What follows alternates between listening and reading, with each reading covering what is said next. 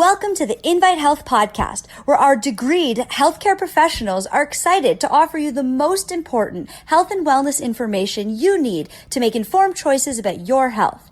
You can learn more about the products discussed in each of these episodes and all that Invite Health has to offer at www.invitehealth.com/podcast. First-time customers can use promo code podcast at checkout for an additional 15% off your first purchase. Let's get started. We all know that fruits and vegetables are very good for us, but one of the little catches with fruits and vegetables is they may not be as nutritious as they once used to be. Doesn't mean that we shouldn't have them in our diet. Certainly, I am a big believer in strong adherence to the Mediterranean diet, which of course has a high abundance of fruits and vegetables. But we also realize that many of the fruits and vegetables, especially here in this country, are nowhere near as nutrient dense as they once used to be. So I want to talk about that today and give you couple of ideas as to how you can kind of skirt around that. So I am Amanda Williams, MD, MPH, and let's get right to it. I want to tell you about a study that came out, and this was close to 20 years ago now, but in the journal, the American College of Nutrition, the University of Texas Department of Chemistry and Biochemistry looked at the changes in the food composition in 43 different garden crops. So they had the soil composition basically from 1950, and then they compared that, did a comparative analysis to the crop and the soils in 1999, and they wanted to evaluate any possible changes in the nutrient content within these different crops. And what they found was really quite astounding. They found a decline not only in, say, protein content, but also in things like calcium, phosphorus, iron, riboflavin, so B vitamins, ascorbic acid, so we're talking about vitamin C, anywhere from 6 to 38% reduction. Now, that's really a huge shift. So the fruits and vegetables that our great-grandparents or our grandparents were eating many years ago had a lot more nutrient value to them than what we are exposed to now, and we need to realize that, and understanding that those changes in things like magnesium, zinc, B vitamins, all of these have, been impacted due to the overgrowing and the overproducing of certain foods in this country. And understanding that and realizing that we're not getting that exposure at that same level, then we need to make adjustments to make sure. This is why we have many Americans who have magnesium deficiencies, for example, and certainly zinc deficiencies.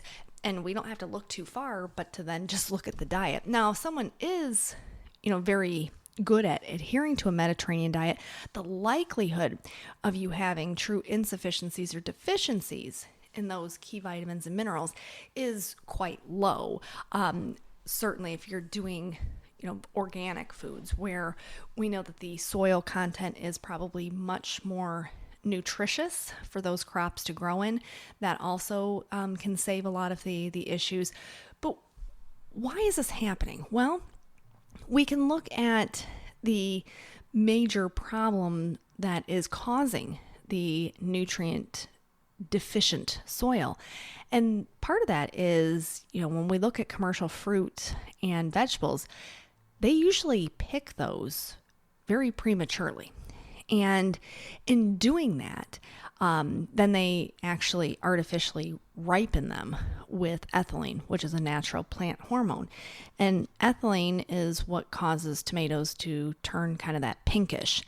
Now, understanding that when we're basically depriving the fruits and vegetables of that sunlight, it doesn't have that chance to really develop the sunlight-related nutrients, such as all of those powerful anthocyanins and the flavonoids.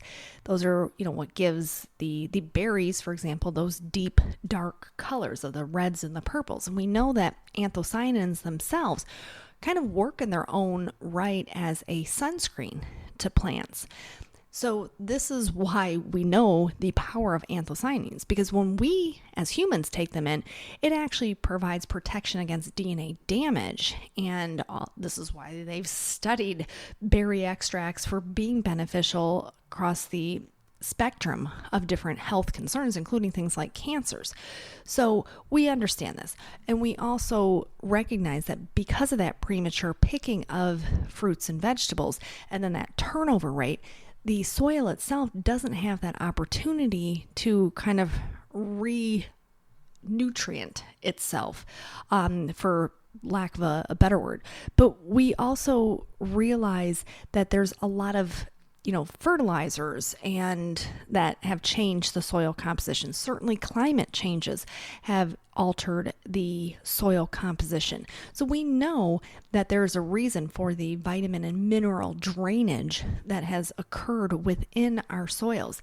And certainly when you look at the fertilizers as being a major player for vitamin depletion, we know that vitamin C content of two types of organically grown oranges were much higher than when they looked at an orange that was grown in synthetic fertilizer. So like I said, if you're using organic, you're probably in that clearance. But if you're using just, standard run-of-the-mill fruits and vegetables, then the likelihood of that exposure to the different fertilizers and pesticides that can strip the actual fruit and vegetable from its real nutrients is much, much greater. So this is why supplement is very important when we think about trying to cover those gaps. So supplements themselves are not, technically a replacement for food, but they can certainly give us that edge to make sure that we don't fall into that category of insufficiency or deficiency. And we do realize that, there's a lot of different things: magnesium, calcium, for example, all those B vitamins, chromium. This is kind of a big one. Food sources for chromium include things like whole grain, fruits, eggs, and chromium deficiency in the United States is really widespread. And this is because of mineral depleted soils. So you don't really usually think about this like, okay, well, chromium's this trace mineral and it's in the earth, so we must be getting exposure to it. But yet we forget that over, production of fruits and vegetables, and then they go ahead and they rip them out of the ground too soon, and then they replant. And with the fertilizers and all of those different things, chromium has become basically a bare substance within our soils, which is a problem because we know that chromium itself is an essential component when we look at, the management of blood glucose. And so we already know that diabetes and all of these other problems, such as cardiovascular disease, are very prevalent in this country. And we can look at something just as simple as the mineral depleted soils and chromium deficiencies. So there's a lot of different factors to this. But one of the areas that I wanted to just kind of bring up was looking at, well, how do we bring these nutrients back in? How do we make sure that we're still getting a good exposure to these powerful anthocyanins? And this is what we call the natural sunscreen for the fruits and the vegetables. But if our fruits and vegetables don't have enough of those, and we're not doing the organic fruits and vegetables, then we have to try to figure out a way to get those back in. Because remember, they provide a role for cellular DNA protection for us. And getting these is really important. So we want to have this rainbow of different health benefits. And using those natural pigmented fruits and vegetables is what does that. It's these powerful antioxidants and those flavonoids that we know have been linked with multiple different health benefits, including, targeting cardiovascular disease, dementia, clearly diabetes, many other different vascular conditions, as well as just chronic inflammation. So we know that foods that have higher ORAC values, which is the oxygen radical absorption capacity, foods that have the higher ability to quench out these dangerous free radicals in the body are the foods that we want to be using. But if we don't have enough of those ORACs coming from the fruits because they picked them too early, then that becomes an issue. So this is why we can look at something like the Reds HX. The Reds HX is a really great way to address this concern. This is packed with these really high potent antioxidant rich fruit and vegetable extracts. So it's these dark pigmented fruits and vegetables, which are some of the strongest antioxidants to really optimize our overall health. This is why when we look at all of the different extracts that are contained within the Reds HX, the ORAC value of this product is incredibly high. Now, this is a great way to kick your day off because this is a very tasty blend, and so it partners up nicely even with yogurt. So say maybe you're a big fan of doing a plain organic yogurt in the morning, do a scoop of that Reds HX in with your yogurt. This is a great way to get all of those really powerful antioxidants, those polyphenols, those anthocyanidins in your system. And this is a great way for that vascular support, for support of healthy cholesterol, for helping to support healthy blood glucose levels. All of these things certainly do matter. And when you look at what is actually contained in the Reds HX, it's really quite impressive, just across the board, all of the different nutrients. And when we think about, what our diets contain, we're supposed to be getting 1 to 2 cups of fruits per day. And, 75% of Americans don't do that. And then we are supposed to be getting, just when it comes to vegetables, 2 to 3 cups. And 87% of Americans don't achieve that. So by putting in that Reds HX, we are getting exposure to all of these wonderful, powerful antioxidant and fruit extracts that we already know have these natural mineral components and vitamin components to them. So this has things like pomegranate extract, blueberry extract, blackberry extract. And when I talk about some of these berry extracts, also keep in mind you're getting those active constituents such as cyanidin 3-glycoside, which is very good for our eyes, so for vision at night. So these are some of the added benefits when we're using the Reds HX. Now this has a high ORAC blend. This is a registered trademark form that we have in this particular product. So it has that blueberry, it has cranberry extract, the pomegranate that I had mentioned, but it also has things in it such as broccoli extract, carrot extract, collard extract, spinach. Think about all these things that I'm naming. Very similar to the foods that you should be consuming on a daily basis for that adherence to a Mediterranean diet. But this also has other really lovely added benefits to it. So the Reds HX also contains oat bran extract and barley, which are very important when we think about the management of healthy cholesterol transport in the system. This has a fabulous probiotic blend, including things like Lactobacillus acidophilus, Lactobacillus rhamnosus, has Lactobacillus plantarum, Bifidobacterium brevi, as well as Bifidobacterium longum.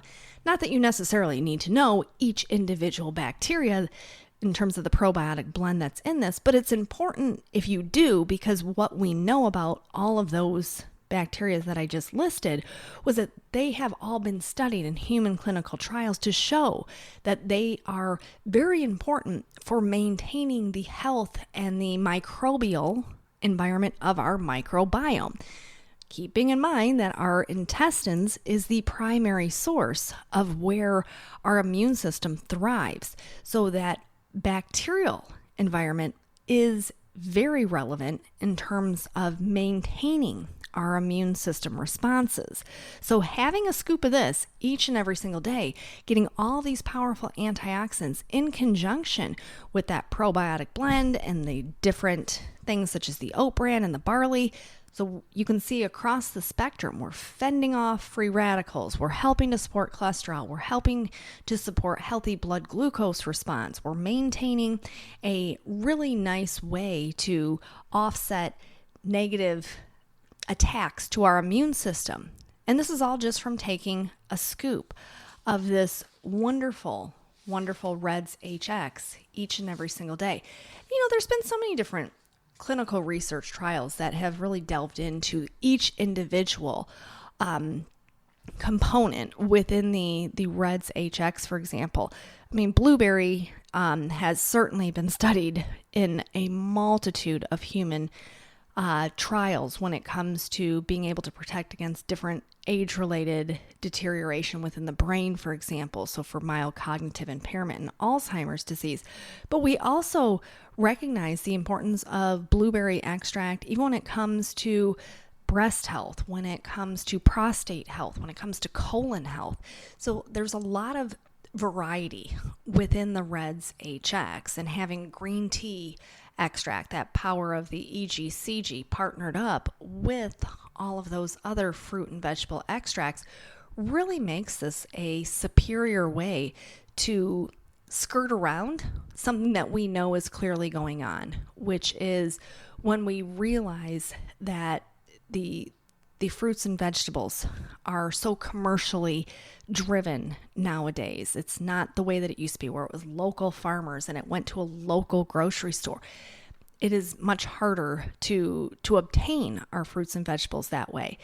And because of that, and because of this mass production and the overconsumption and the early picking and the stripping of the nutrients within the soil, this has created and kind of set up a cycle for us, which is why, our poor diet here in this country, along with our lack of proper vitamins and minerals, is why we trend towards all of these elevated levels of different chronic diseases.